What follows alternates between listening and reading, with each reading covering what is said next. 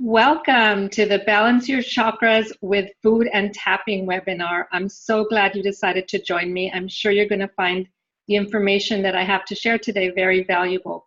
My name is Luz Chacon, and I'm a certified health and wellness coach as well as EFT or tapping practitioner. EFT stands for Emotional Freedom Techniques. I have 30 years of experience in the health promotion field. Currently, I provide wellness coaching through my worksite wellness, as well as through my private practice, Salud y Alegría Wellness, which I founded to be able to support women who struggle with weight or health issues or emotional eating, to be able to eat clean and stress less so they can look and feel their best without dieting. Again, welcome, and I'm so glad that you decided to join me today. I'm going to actually I'm going to turn off the video so that we can focus on the, give me a second here, I apologize, so that we can focus on the slides. There we go. Thank you for your patience.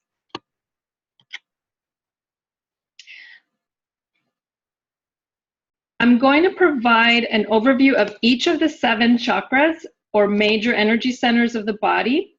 And you should have received a handout or worksheet along with this webinar that I encourage you to have in front of you as I review each chakra. In fact, this handout is what will allow you to identify which of your chakras need balancing. So feel free to pause the webinar if you need to in order to grab the worksheet so you can have it handy. You'll also be learning which foods can promote healing and balance in each of the 7 chakras. In case you're not yet familiar with EFT or tapping, I'm going to be explaining it today, and we will actually do a tapping exercise together that will allow you to release any energy blockages and help balance your chakras. So again, I'm so excited you're joining me, and let's get started. You may already be very familiar with the chakras, or maybe they're a new concept for you.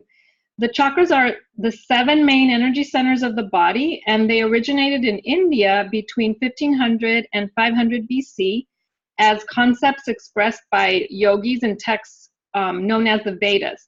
Although yoga and chakras originated in India and have been taught there for centuries, other cultures like the Egyptians, the Chinese, the Mayans, the Toltecs, and Incans hold similar concepts, or held similar concepts, and the current descriptions that we learn about today are actually very different from the original texts and have been changed based on more modern Western interpretations by various scholars. Although they're somewhat different from the original Sanskrit meaning, they still offer a framework for understanding subtle energies related to physical, emotional, and the mental body. Basically, the chakras receive, assimilate, and express our life force energy, and the word itself means wheel or wheels of light. I'm drawn to them because I'm passionate about how the mind-body connection affects health. We all know that food plays a huge role in health, but it's important to understand that stress, thoughts, emotions, and beliefs do as well. In fact, the body follows the mind. Whether or not we're looking at our lives or bodies through the lens of the chakras, we all benefit from having balance. Yet there are many things in our modern lives that can get in the way. The goal isn't necessarily to have our lives in perfect balance continuously, because that's not realistic. Life is about ebbs and flows. However, excess in any of the areas you see on the screen can negatively affect both physical and emotional health. As we know, stress increases our risk for just about any type of disease. We tend to hold stress in various places in our bodies, and everyone is different. Some may hold it in their neck and shoulders, others in their lower back, etc. Where we hold it can be related to imbalances in our chakras. For example, having a deficient throat chakra can result in a person holding stress in that area, or maybe not being able to speak their truth, and over time that can lead to thyroid issues. A deficiency in certain chakras can even affect our posture, which over time can contribute to injuries. Lack of movement is another factor that can contribute to health issues. Our bodies were designed for movement, so stagnant energy leads to imbalance. Of course, we also need a balanced diet in order to have good health. Eating a lot of sugar and processed foods not only contributes to weight gain and chronic diseases, but also to mood disorders like depression and anxiety. Toxins can create a variety of health issues as well, and many are endocrine disruptors, meaning that they can create hormonal imbalances. Lastly, negative thoughts, emotions, limiting beliefs, and unhealthy habits can all interfere with what we want for ourselves. Let's take a closer look at these last few because they are very critical to what we're going to be talking about today. What we experience in early life has a tremendous impact on our well-being and self-concept. Our brains are developing very rapidly in the first few years of life, so what we experience then is crucial because neural pathways are being formed. You can think of it like forming a path in the forest. If you continually walk through a certain area, a path will form. Likewise, if you continuously have certain thoughts, a pathway forms in the brain that tends to lead to certain recurring patterns. Let's take a look at an example. Let's say you have a limiting belief that you aren't good enough, which is very, very common. Most people have this limiting belief. And it can form in early childhood because, let's say, your parents were very critical. Usually, a belief like this will result in us looking for evidence to reinforce it, which may not necessarily be on a conscious level. In fact, many of our limiting beliefs are actually unconscious. Let's say your boss gives you a report to complete. Your limiting belief of "I'm not good enough" makes you think you might not meet your boss's expectations, which makes you feel afraid of doing the report. So you sabotage yourself by procrastinating, then pull it together at the last minute, which results in it being not as good as you could have done. So your boss actually is disappointed, and it becomes like a self-fulfilling prophecy, which reinforces your belief that you are not good enough. The good news is that our brains are malleable. This is known as neuroplasticity. In other words, our brains can change, and tapping is one way to actually change the neural pathways. Just as life balance is important, balanced nutrition is also critical for health, and the best way to ensure that you're nourishing your body well is to eat the rainbow. Our eyes register different colors based on the wavelengths and frequencies of that color. It's believed that each of the 7 chakras is vibrating at different wavelengths and frequencies that correspond to the 7 colors of the rainbow. Within these frequencies and wavelengths, each color contains information on different levels: physical, mental, emotional, and spiritual, that can be used to balance the chakras. Likewise, each color of fruit or vegetable offers specific nutrients and an energetic vibration that can support the corresponding chakra as well as the body as a whole. Now let's look at various characteristics of each of the 7 chakras. Chakra number 1 is the root chakra, and it's associated with the element earth. The location is the base of the spine, and it also includes the perineum, which is the area between the anus and the genitals. It also includes the legs, the feet, the skeleton, as well as the adrenals. The adrenal glands are 2 glands that sit on top of the kidneys and produce both sex hormones and cortisol, which is one of the major stress hormones. The adrenal glands are involved in the fight or flight response when your body is under stress. It's believed that each chakra corresponds to a different right. And with the root chakra, it is the right to be here. Its identity is the physical body, and its central issue is survival. A balanced first chakra provides a sense of stability, safety, security, strength, self-sufficiency, stamina, trust, and grounding.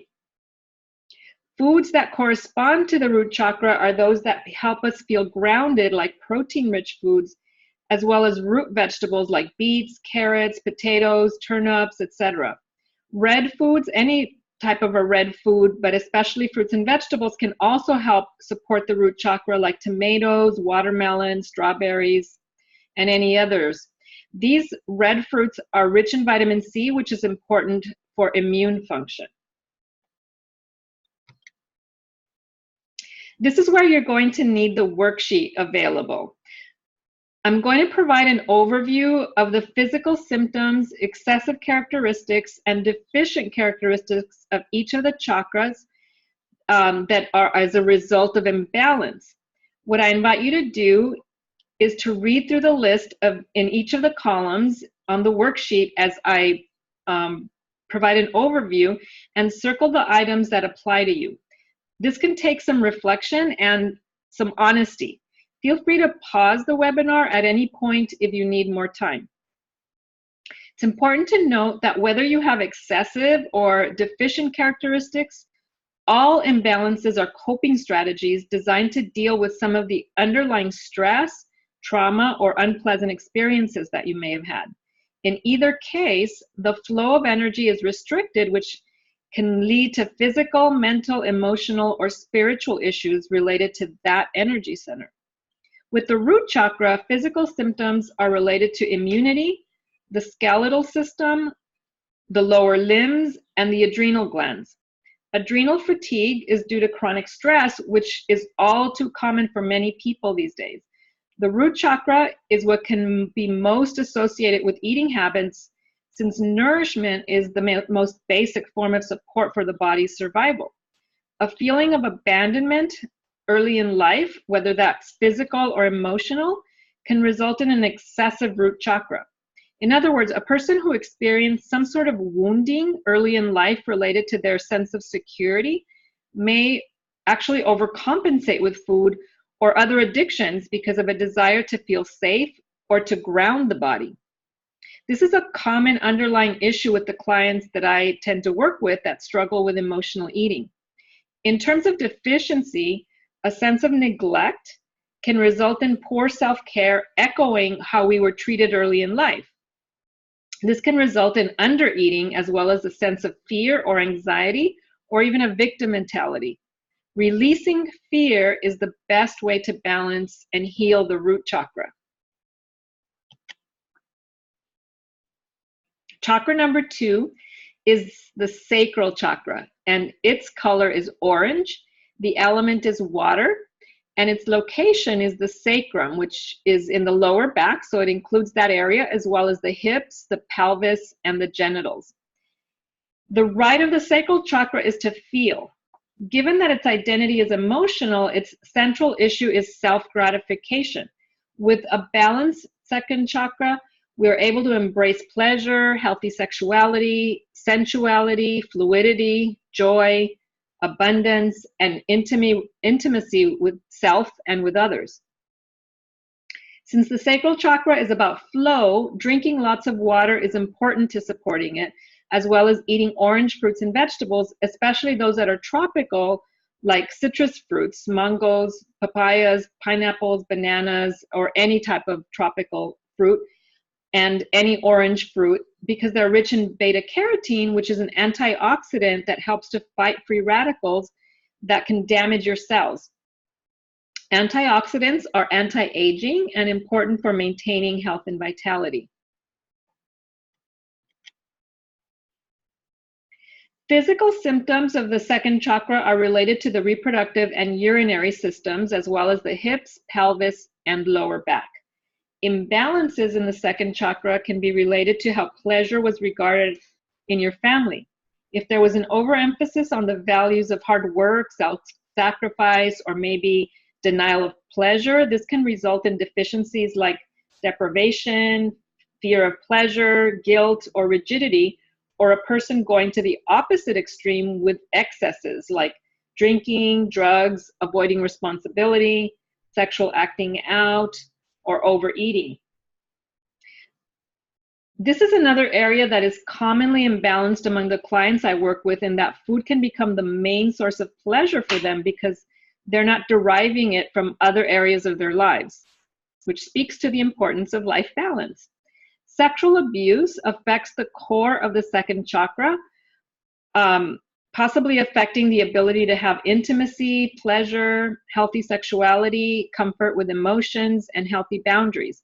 However, since it is such a deep trauma, it can also affect all the chakras. Sexual abuse is a common reason why women may gain weight. It can be a form of protection. The main way to heal or balance the second chakra is through releasing guilt and reclaiming the right to feel. Since it's about flow, movement is also important. Chakra number 3 is the solar plexus. Its color is yellow and the element is fire. It's located in the solar plexus, which is the upper part of the stomach, and includes the stomach, the small intestine, the liver, the gallbladder, the pancreas, and the spleen. The right of the solar plexus is to act. Its identity is personal power, and the central issue is self-definition. Someone with a balanced third chakra has healthy self-esteem, a sense of identity, confidence, vitality, spontaneity, a sense of purpose, self-worth, and inner strength. While yellow foods can also support this chakra, the foods that will most help to balance it are legumes and whole grains, since they are high in fiber, and the solar plexus is most associated with digestion. Gut health is fundamental. In fact, all disease begins in the gut, and not just digestive diseases. The majority of our immune system is housed in the gut, and so is most of the microbiome, which consists of the organisms like bacteria, viruses, fungi, and parasites that we think that we need to get rid of, but in actuality, we really need them for health. Eating processed foods, exposure to lots of toxins, and chronic stress create imbalances in the gut microbiome that can lead to inflammation, which is actually the underlying cause of most diseases. The physical symptoms for the solar plexus are mostly related to the digestive system and the corresponding organs. A healthy third chakra is about the balance between our own empowerment, in other words, not being a victim, yet not controlling others. It's also about joy and enthusiasm. If we were raised by authoritarian parents or forced into obedience by teachers, religion, or other institutional structures, we can become either overly aggressive or too passive. Strong disapproval or being shamed for making mistakes as a child can hinder your sense of identity and power. You might rebel against authority or become compliant in order to gain approval. In either case, it diminishes your sense of wholeness and autonomy. Healing the third chakra is about releasing feelings of shame, as well as being willing to make mistakes and learn from them. The fourth chakra is the heart chakra. Its color is green and the element is air. It's located in the heart and includes the lungs, breasts, arms, hands, as well as blood vessels. The heart chakra is about the right to love and be loved, as well as social connection. It's not just about romantic love, but includes all types of healthy relationships, especially with oneself. As the fourth chakra, it's in the middle, so it's also about balance and provides a bridge between the lower and upper chakras. A balanced heart chakra is about compassion, unity, generosity, forgiveness, and most importantly, self-acceptance. If you don't fully accept yourself as you are, then you may struggle with accepting others and with forming healthy relationships. Leafy greens support the heart chakra, including spinach, kale, lettuce, chard, collard greens, asparagus, as well as cruciferous vegetables like broccoli, cabbage, and others.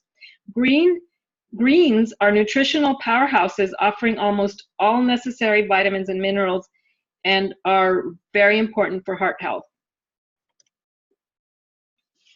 Of course, physical symptoms and health issues for the heart chakra are related to the cardiovascular system and lungs, but also the breasts. Excess in the heart chakra is not an excess of actual love, but an excessive use of love for your own needs because you are overcompensating for unhealed wounds. This may come about from having had a caregiver that was smothering or maybe codependent. In turn, you may also develop a need to fix or care for others while being out of touch with your own needs or neglecting them. The deficient heart chakra responds to wounds by withdrawing and only offering conditional love. This is usually because the person did not receive enough empathy or compassion from caregivers, which can make them critical and judgmental. It can be difficult for a person to give what they never received. If you did not experience healthy love in early childhood, you may cling to any shred of love, settling for less than you deserve, or might run away from love because you fear it. Healing the heart chakra is about being able to acknowledge, express, and release grief that is related to not receiving unconditional love. Chakra 5 is the throat. Its color is blue-green, also called aquamarine, or also turquoise. The element is sound, and it's located in the throat and includes the thyroid, the mouth, the jaw, neck, shoulders, arms, and hands. The right of the throat chakra is to speak and be heard. Its identity is creativity and communication, and self-expression is the central issue. When balanced, we're able to have clear communication, self-expression, creativity, truthfulness, as well as know how to say no in order to establish boundaries. Foods to balance the throat are those that support the thyroid. While the thyroid can be over or underactive, many people have hypothyroid or maybe even subclinical hypothyroid. Normal thyroid function is really important for many aspects of health because it releases hormones that affect many organs. The thyroid affects metabolism, weight, the nervous system, energy levels, mood, digestion, and more. Sea vegetables like algae, kelp, as well as iodine and salt are important for the thyroid. Symptoms and health issues that are related to the thyroid, that are related to the thyroid: throat, ears, neck, shoulders, and face.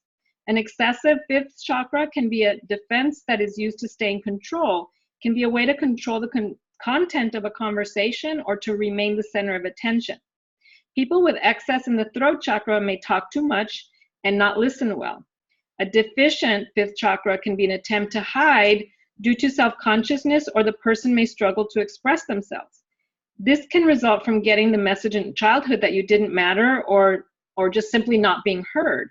It can also be from growing up with fear, with family lies, or receiving mixed messages in some way. Healing the throat chakra can require work on various levels, including opening the voice in various ways, such as chanting, singing, laughing, and even crying. Learning how to communicate clearly and quieting yourself enough to listen to subtle messages from within are other ways. Chakra number 6 is the third eye. Its color is indigo, and the element is light. It's located in the brow, the eyes, the face, and the pituitary gland. The right of the third eye is to see. Its identity is intuition, and the central issue is imagination. A balanced third eye allows you to have perception, clarity, inner knowing, accurate interpretation, and the ability to be discerning. Blue and purple foods support the third eye, but also brain foods. Blueberries are not just blue, they are also considered a brain food because they have antioxidants that protect the brain from oxidative stress. Other blue or purple foods include plums, raspberries, figs, purple kale, purple potatoes, purple carrots, and eggplant. Physical symptoms related to the third eye are related to the head, vision, hearing, sinuses, and memory. Excesses in the sixth chakra can be a result of withdrawn energy from the lower chakras. Without grounding, there can be a bombardment of psychic input that can interfere with being able to see things clearly or accurately. Deficiency is overdependence on rational thought and poor intuitive ability. Also, if memory is poor, it can mean that this chakra closed down for protection. In other words, there may be repressed memories. Having a vision is an essential part of the healing process because it presents a possibility or a goal to inspire us. To create change, we need to be able to imagine it. Sixth chakra work is less about healing and more about developing your intuition, which can be enhanced through dream work, art, visualization, meditation, or even a vision quest. Chakra 7 is the crown, and its color, actually it has two colors, both violet and white, and its element is thought. It's located at the top of the head and includes the cerebral cortex, the skull, the pineal gland, and the nervous system. The right of the crown chakra is to know, so naturally its identity is cognition, and its central issue is awareness. When balanced, you have wisdom, knowledge, consciousness, spiritual connection, selflessness, serenity, enlightenment, bliss, gratitude, and divinity. White foods are what support it, particularly those that help to detox the body, like onions and garlic. Cauliflower is another good option since it's both white and cruciferous, which enhances detoxification. It's important to keep in mind that toxins are stored in fat and the brain is mostly made up of fat. So supporting the body's detoxification system is important for the body and the brain.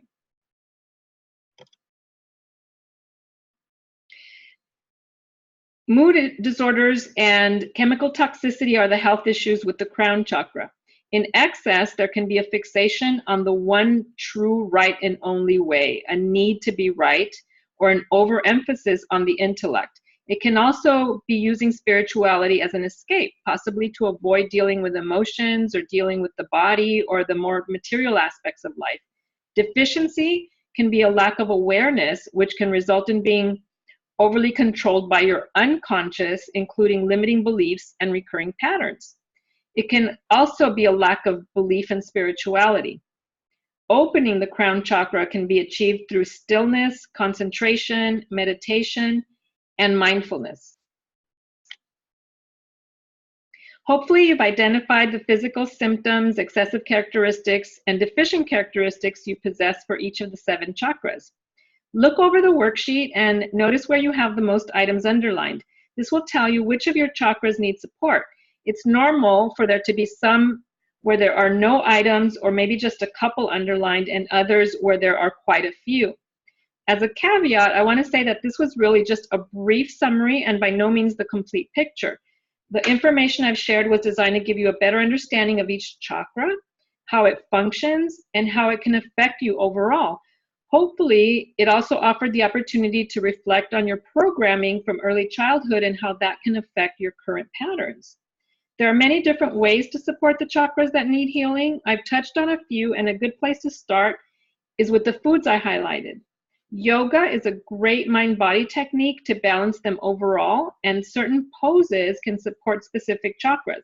Other mind-body techniques can help as well. And now it's time to discuss the one that I use the most, which is EFT or tapping. EFT is a healing modality within the field of energy psychology.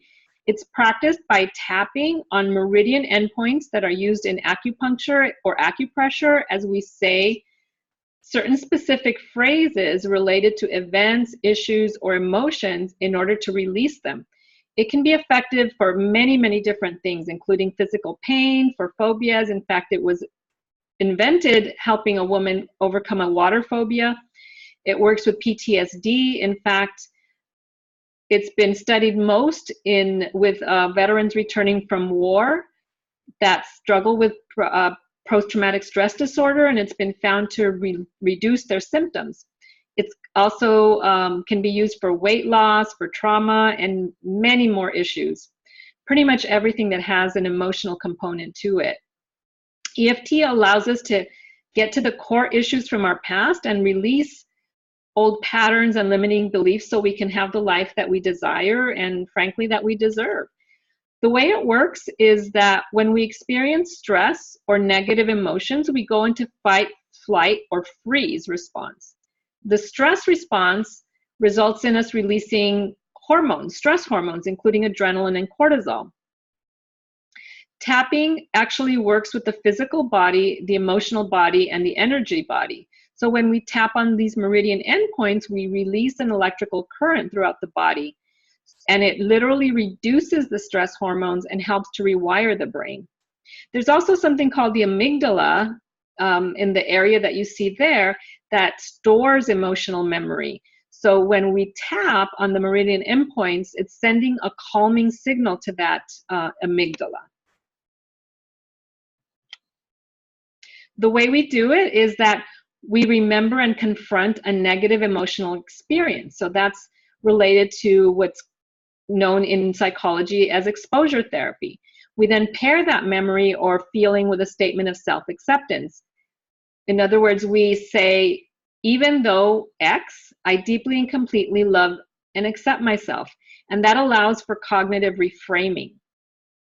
We tap through the points while saying reminder phrases of the negative emotion or past trauma or whatever pain or whatever we're experiencing. And some people wonder, well, especially people that are familiar with the law of attraction, well, aren't we reinforcing that negative experience? But as Louise Hay, the queen of affirmations, used to say about tapping, you have to be able to see the dirt to clean the house. And another quote that I love by Louise Hay is, there's only one thing that heals every problem, and that is to know how to love yourself. And I really like that quote, because that's truly what tapping is all about, is being able to love and accept yourself. On this slide, you see the actual tapping points. So that's what we're going to do now. I'm not going to walk you through the tapping points because you can actually see them there. What I am going to do is bring my, start the video up again so that we can go ahead and tap together. Okay, so let me make this, no, I think I'll leave it that size. So you will get the hang of it as we tap through the different points. When we tap, we always want to be feeling an emotional charge. So what I would invite you to do right now is take a look at that worksheet in front of you and focus in on at least one of the chakras where you need more balance. So notice the things that you underlined. Focus in on the symptoms that you may have, the physical symptoms, or any emotions, feelings, behavior patterns that you identified, and just really tune into them. Notice what you might feel in your body in that particular chakra. Notice the physical sensations and kind of tune into whatever feelings or emotions that you might be having. Think about maybe how this blockage or these issues that you haven't yet overcome have kept you stuck and maybe not achieving what you want in life. And when you've kind of reflected and tuned into all of that, then identify what we refer to in tapping as the SUDS level, the subjective units of distress. In other words, how intense the feelings are on a scale of 0 to 10. You may even want to write down that number because we're going to come back to it. Okay, so hopefully you are feeling some emotion. And so now I'm going to walk you through this tapping exercise using a script that I developed to clear some of those blockages and balance your chakras. So what I'm going to do is I'm going to start tapping, and I'm going to be saying different phrases. And so I invite you to just tap along with me, just tap, do what I'm doing. And I'm going to be pausing between the phrases to allow you the time to repeat them. Ready? Here we go. Even though I have all these emotions, restrictions, or blockages in my chakras, I deeply and completely love and accept myself. Even though I may have fear, guilt, shame, anger, sadness, self-doubt, overwhelm, confusion, or any other emotion stored in my chakras, I deeply and completely love and accept myself. Even though I may have tightness in my hips, legs, lower back, belly, chest, upper back, shoulders, neck, arms, temples, brow. I deeply and completely love and accept myself. All of these feelings that cause me stress, they get in the way of my happiness. All of these feelings, they are stored in my body. These patterns that keep recurring. I feel all of this tension. I feel it in my body when I'm stressed or upset.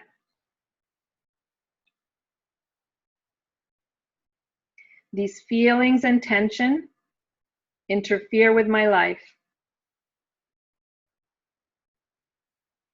I'm tired of these blockages. Perhaps I can let them go. Maybe I can release them. It's time to let them go. I can accept how I feel, then let the emotions go. I don't have to hold on to them. I can relax my body. I am safe. I am releasing the tension in my body.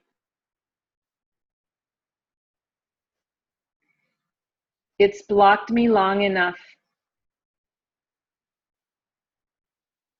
I am allowing my body to relax. I feel safe and calm. I'm releasing the tension from my chakras that were blocked.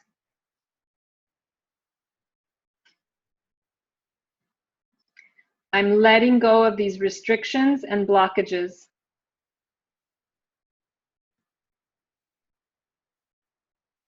I am allowing the energy to flow freely through my body. I am able to let go and be free. I feel light and joyous. My root chakra is grounding me. I feel safe. My sacral chakra is flowing. I allow myself to feel. My solar plexus is strong. I am confident and powerful. My heart chakra is compassionate. I accept and love who I am. My throat chakra is expressive. I can speak my truth.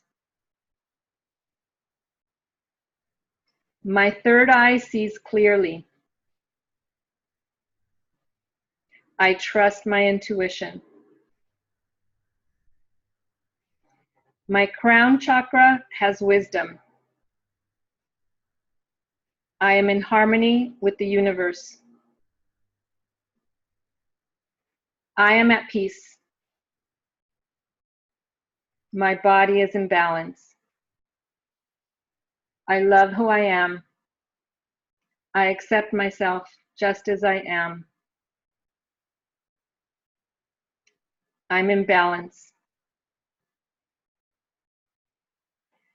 Take a deep breath.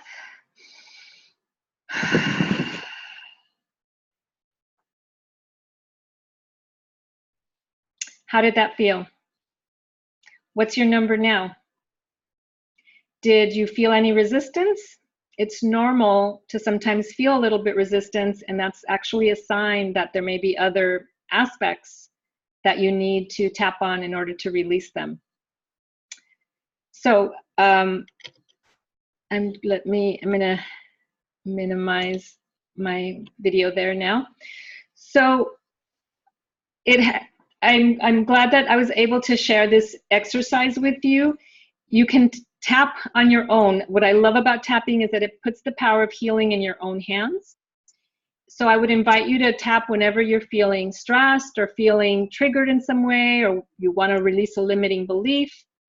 I do it, but in all honesty, I do get results when I do it by myself, but I get even deeper results when I do it with my tapping practitioner, because there's something about being able to share our stories or our emotions or experiences, past events with somebody else, because it makes us feel vulnerable.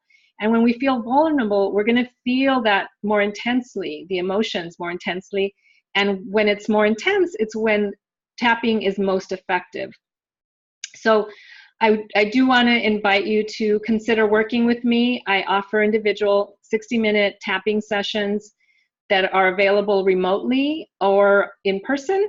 I'm located in Northeast Los Angeles, so if you're in my area and are interested in coming to see me in person, that's an option, or working remotely just like we did through this webinar. Of course, it would be live, is another option. Tapping sessions are $75 each, or I charge $180 if you're willing to sign up for a minimum of 3, or actually that would be for 3, which brings the cost down to $60 per session. You can contact me at any of the contact information that you see on your screen. In fact, if you go to my Facebook page, you can even just go ahead and schedule a tapping session right there. There's the ability to do that. And I also want to invite you to actually like my Facebook page, Salud y Alegría Wellness. And while you're at it, I invite you to join my private Facebook group that's called Eat Clean, Stress Less, where I share inspiration, recipes, tools, stress reduction techniques, and more. I thank you for joining me. I hope that this was helpful to you, and I hope to see you soon. Thank you.